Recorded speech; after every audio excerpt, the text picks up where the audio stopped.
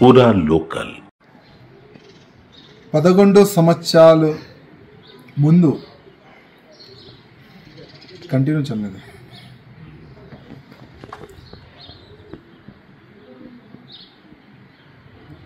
11 years ముందు నేను Bharatiya Janata party ఒక కార్యకర్తగా నేను భారతీయ జనతా పార్టీలో చేరినాను. భారతీయ జనతా పార్టీ అధికారులు నాపైన విశ్వాసం పెట్టుకొని గోషామేల్ నియోజకవర్గం నుంచి నాకు మూడోసారి టికెట్ ఇచ్చినారు.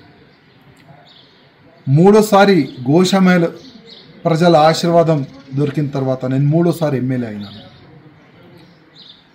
కంటిన్యూగా నా గోషామేల్ ప్రజలు సేవ చేసుకుంటా కంటిన్యూగా దేశం పట్ల, హిందూ సమాజం పట్ల, గౌమాత గురించి, లవ్ జిహాద్ గురించి నేను పోరాడుతూనే ఉన్నాను. అందరు కూడా చూస్తున్నారు.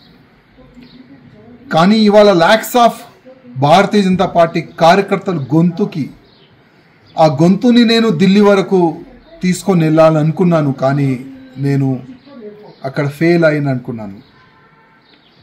ఎందుకో భారతీయ జనతా పార్టీ అధికారులు నేను రిజైన్ దేని గురించి ఇచ్చినాను, దీని ఇంకా రీజన్ ఏముంది, దానికి వాళ్ళు పరిశీలించలే అనుకుంటున్నాను, చూడలేదు.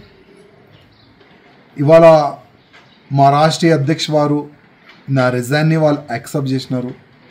నాకు ఒక మీడియా మిత్రులు నాకు వాట్సాప్ పరంగా నాకు పంపించినారు, అది నాకు దొరికింది.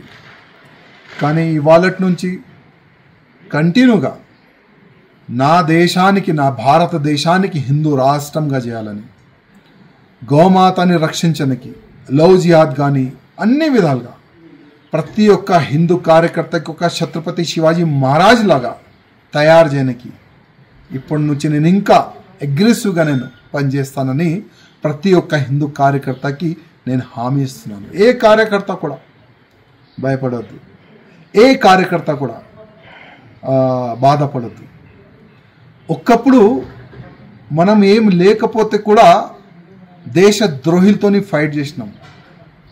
మూడోసారి ఎమ్మెల్యే అయిన తర్వాత కూడా దేశ ద్రోహులతోని, ధర్మ ద్రోహులతోని ఫైట్ చేసినాం. ముందు కూడా అదే చేద్దాం. మీ అందరి ఆశీర్వాదం, మీ అందరు సహకారం నాకు ఉన్నది. గతంలో కూడా ఉండే, ఇప్పుడు కూడా ఉన్నది.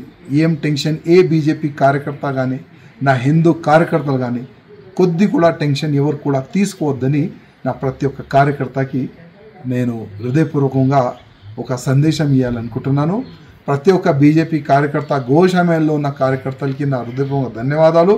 మూడోసారి నాకు ఆశీర్వాదం ఇచ్చినందుకు. జై శ్రీరామ్.